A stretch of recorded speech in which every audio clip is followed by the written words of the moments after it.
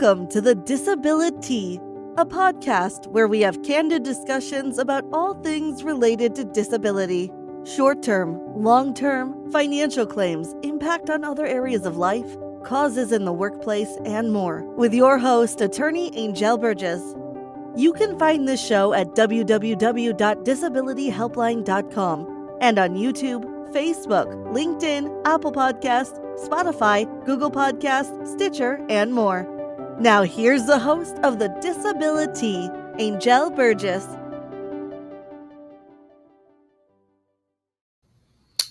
Hello, and welcome to the DisabiliTEA, a candid discussion of all things related to disability. I am Anjel Burgess. I'm your host, and I'm a disability attorney. Here at the law firm of Burgess and Christensen, we help adults and children across the country to receive Social Security disability benefits. Now today, we are going to talk about Social Security disability through a different lens. Now, as an attorney, it is almost required, it seems, to walk our clients through the particular nuances, right? I want to make sure that my clients understand what's going to happen with the disability process, what technical issues may arise, what the rules and regulations say about disability.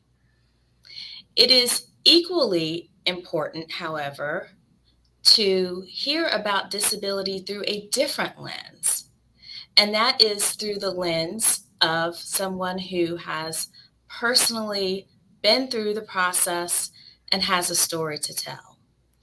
So I am pleased to introduce to you all Acacia Kapusta, who is going to talk with us about her experiences with disability and some of the issues that she's had to deal with in going through the process. So welcome. Thank you. Happy to be here. Can you tell us just a little bit about yourself? Sure. My name is Acacia. I am currently 32 years old. I have a couple different disabilities. Primarily, I have a physical disability called Charcot-Marie-Tooth disease, and then I have a sleep disorder called idiopathic hypersomnia. I live in Tennessee. And I go by she, they pronouns. Okay, wonderful. Well, thank you. So I want to first say that you and I do not have any sort of attorney-client relationship, right? We've never worked together in that capacity. Right. But we do know each other through the Hypersomnia Foundation, which I hope to talk a lot more about idiopathic hypersomnia in another episode. But that is how we came to form a relationship. Is that fair to say? Oh, yeah. Okay. All right. So you have, over the years, had a lot of dealings with Social Security Administration and the disability process. Is that correct? Indeed. Okay. All right. Well, tell us your story. So it's quite a bit. I've been disabled my whole life, but it's a progressive disease. So I started to, my physical disability anyway, it started to get worse as I was starting to reach my teenage years. And so, and then by the time I turned 18, that was when I was like, okay, so I probably need to go on SSI. And I was starting college at that time. And so I couldn't work because I didn't have, the credentials to work a job that wasn't physically demanding, basically. So that was why I decided to pursue SSI. And so right after I turned 18 is when I applied. So that was August of 2007, around that August, September or so. And I applied by myself. I didn't even know that you could get help for it. So did it all by myself. I applied around that time, and then I got denied my first time, which is not surprising. As most folks probably know. And so the reason I got denied was because I had too much resources. And so they asked me to spend down my money that I had been saving all through high school. I was working at my parents' restaurant to save so that I'd have money for college and whatever. And as soon as I got to college, they were like, nope, spend all your money. um, so I had to spend it down to under $2,000. And then I appealed at that point, and then I got accepted for SSI. And so that happened around early 2008, I believe. And then towards the end of college, around like 2010, 2011 or so, I started working part-time. And I did that until, let's see, I did that for a few years. And then I ended up going to grad school in 2013. And so I was still working part-time at the university during those 2 years. In 2015, I graduated and I moved to Washington State. And at that point, I got a full-time job. And so then oh, sorry, I missed a part. During grad school, around 2014, 2015 or so, they called me in and they told me that I had to switch from SSI to SSDI. At the time, I had no idea why, because my understanding was you had to have 40 quarters of work of I believe at the time I believed it was 40 quarters of full-time work, but I don't know. And so I was very confused about why, and they didn't explain it to me. They just said, well, you have to, and that's it. So I switched to SSDI around that time. And then when I went full time in 2015, they put me on a trial period. And then I believe that was about 9 months. And then I lost my Social Security altogether. At that time, I also lost my Medicaid. And so I was on Medicare, and then I didn't have the opportunity yet to get secondary insurance through my job. So I was kind of SOL at that point. And then things took a turn. My disability started to get worse around 2019. And so I had been off of SSDI. I still had Medicare, but I was paying a premium. And then in 2019, that summer is when I decided, my body's kind of had enough of full-time work. I just can't do it anymore. And so I ended up reapplying. I left my job and then I reapplied for SSDI. And at that point they said, well, you've had SSDI before, so we're just going to go ahead and give it to you. And so I got accepted right away when I reapplied for SSDI. And then that, I believe that kind of leads me here today. I don't think I've had much else going on ever since then. Working a little bit part-time, very part-time. Okay. But since I'm on SSDI now, I do report, my wage and stuff, but they have told me, if it's not above this, we don't really care. So that's kind of where I'm at today. Okay. Wow. So with your story, my goodness, there's so many really good nuggets in terms of lessons to be learned about the disability process. Starting with when you first applied, you said you applied when you were 18. Mm-hmm. Sounds like you knew which program to apply to, which is half the battle. Yeah. You knew that, okay, I don't have a lot of work experience. So you applied for SSI. Mm-hmm. And so many people have the same experience when they apply for SSI is resources, right? They have too much money in their bank account. And that term too much is, I understand, really a relative term. Yeah. But for SSI purposes, more than $2,000 if you're single is too much money in your bank account. So, I mean, it sounds great that they, talked you through and explained to you, okay, here's the maximum that you can have, and you can spend down your money. Mm-hmm. So, I mean, I think that's great that they were able to talk you through that.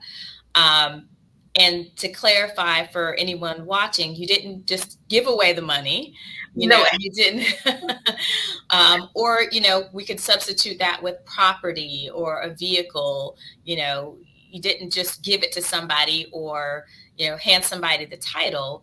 You spent down your resources, which is allowed. What's not allowed is giving away the resources or, selling them for less than fair market value. So you did all the right things there and making sure that you were eligible from a financial standpoint for SSI.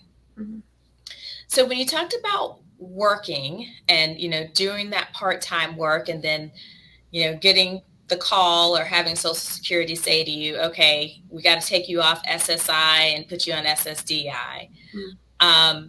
The reason that happened is if you are over a certain age, like if you're in your 30s, yes, that 40 credits of coverage is true. Mm-hmm. But if you're younger, depending on how old you are, you can have significantly less quarters of coverage. And so that's what happened with you. By that time, you may have been early 20s, maybe? Yeah, I think I was around 23, 24. Okay. So you can qualify for SSDI at that age with significantly less quarters of coverage. And so with SSI, it's a program that requires you to, utilize the benefits from any other program in which you're eligible. And so that's why they said, you've got those credits. We've got to take you off SSI and put you on SSDI. I see. So that's what happened there, which is a great benefit, because obviously, 40 credits, it's going to take you a long time if you're in your early 20s to get 40 credits. So, I mean, that is a great benefit for younger individuals. So you're not penalized because of your age. Right. So, and kudos to you for steadily reporting your income, because that is a big, really important thing to do, is to make sure that, especially with SSI, because the amount of money that you get each month is going to vary based upon, how much money you've made working, or if you're receiving some other sort of financial resource or support. So you want to make sure that you're reporting to prevent overpayments. Right. I still received numerous overpayments for whatever reason. Yeah, it was like I felt like I was constantly in debt to Social Security, Okay. But I don't remember why. I think most of the time it was because I made more one month and less the next month, and then so they paid me based on the assumption of what I was going to make. Right. Yes, and that's that does happen as well, is they will kind of make an assumption or predict how much money you're going to receive based off of what you've already received. Yeah. And so that, that's where that reporting comes in handy. Mm-hmm. But even doing that, it's not necessarily a real-time result. And so they have to catch up. And so that's probably what caused the overpayment issue. But it all was resolved, right? Yeah. Okay. Eventually.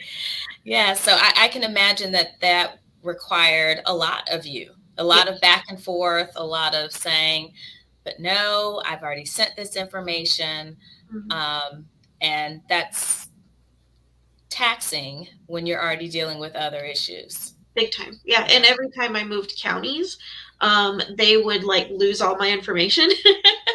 And so then they'd be like, you need to report this or that. And so in my early 20s, I had received a settlement, and I reported it immediately because I knew it was going to affect it. I reported it, and then I spent it down as quickly as I could.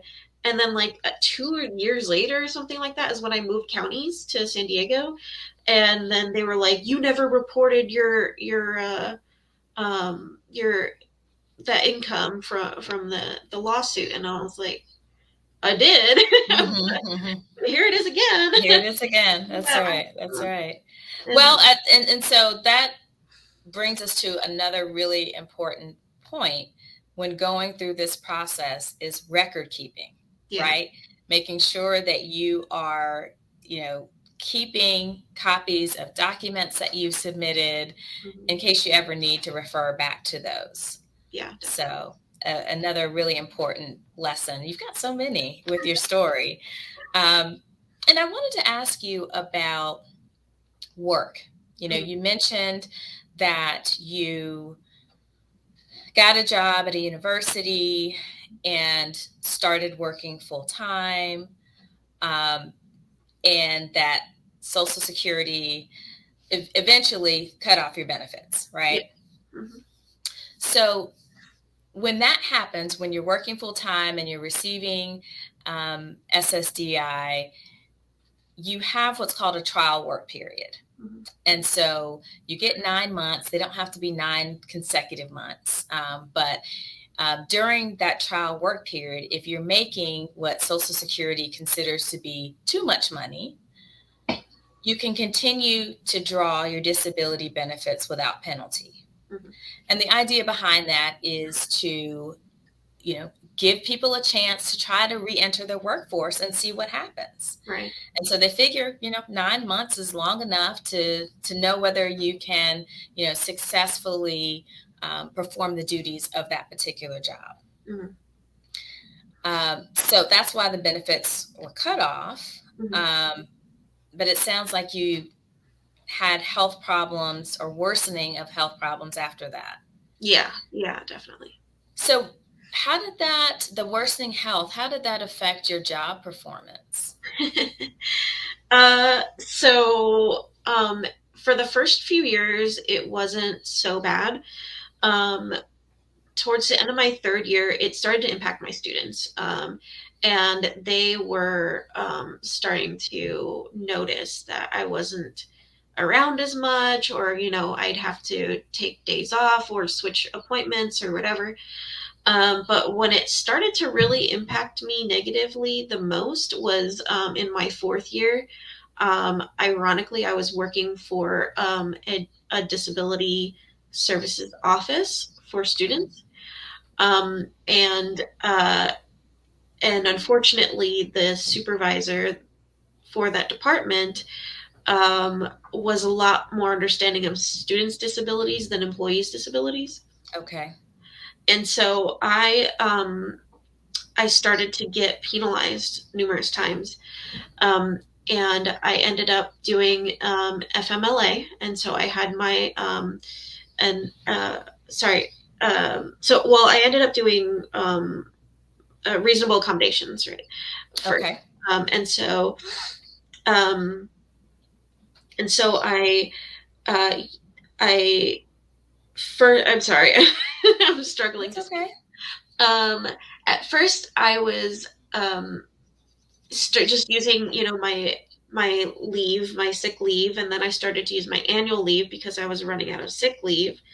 And I had built up a lot of leave over those years because the first 3 years, the job that I had was very flexible. And so I was able to, if I was sick a day, or I could make it up another day, or I could stay later or work earlier, whatever I needed to do. But this other job in a different department had been a lot stricter. And so because I was struggling to wake up in the mornings, I ended up getting reasonable accommodations, and so that I would be able to start work at, I believe it was like 10 a.m. instead of 8 or whatever it was. Yeah. And so I was able to work from 10 to 7. But the supervisor didn't like that I had reasonable accommodations, and didn't like that I would get sick a lot, or that I would not, be able to get to work, or that I would end up like napping during my lunch and then like being late to a meeting or something like that. Okay. And so these little things started to pile up, but I did not know. I was completely unaware. And then it turned out that she had been keeping track of all of the things that she thought I was violating against my RA. And then had a meeting, or scheduled a meeting. She missed the meeting, and then she sent me um, a, a review of meeting, or overview of meeting, or whatever, with that of the meeting that we didn't have. Oh my goodness. Listing all of these things that I violated supposedly. And so I ended up, I printed that out, and I printed out my reasonable accommodation, and I put them next to each other, and I highlighted which ones were not even covered in my RA, and which ones, what violations were not real violations. And she was obviously very unhappy about that. But thankfully, her boss was able to switch me into a different job. And so I had a much more flexible schedule after that.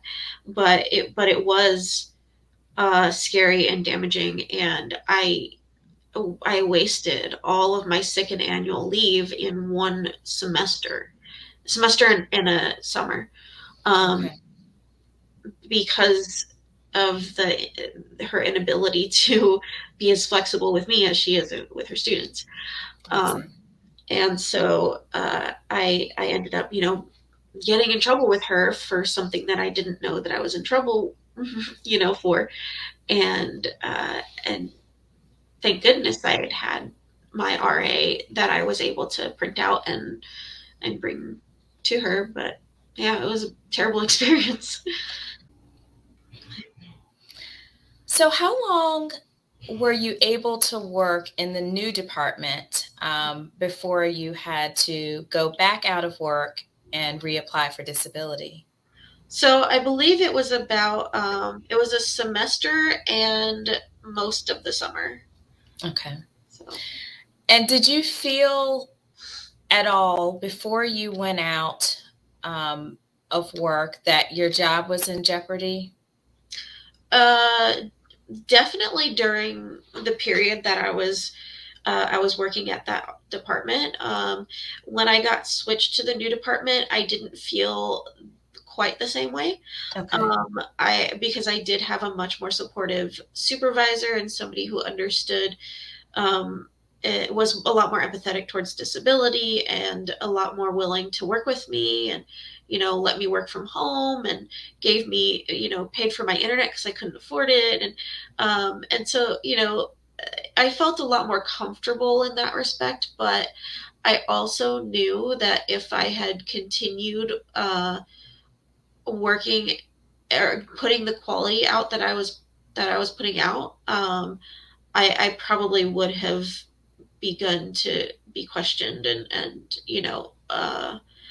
it was better that I quit when I did. Okay. Yeah. All right. Did you happen to have available to you as options before you left the job, like short-term disability or long-term disability benefits? I know that they were options. I remember not really. I remember choosing not to go those routes. I think for the most part, it was sort of like, I knew this day was going to come where I couldn't work full time anymore. And because my diseases are progressive, um, it doesn't make sense that I'll ever be able to go back to full time work anyway. And so, going on long term or short term disability, besides the fact that it wouldn't have covered my costs, especially my medical costs at that time, because I was on Medicare, I was paying a premium, and I was paying 20% of every bill, because I didn't have a secondary insurance. It just financially, it made more sense to stop working altogether and go back on SSDI. Okay. All right. Well, thank you so much for sharing your story and just the journey. I know it's been a long journey, Yeah. um, but I also want people to know that you are an advocate. You know, you're an activist. You do some training when you're able to. So tell us a little bit about um, some of the things that you're able to do in the community and how people can reach you for more information. Sure. Yeah. So I do intersectional activism and advocacy. The majority of what I do is things like workshops or guest lecturing or guest speaking, things like that. I can really tailor whatever you need, but I can cover all kinds of different topics in terms of diversity and equity, and intersectionality.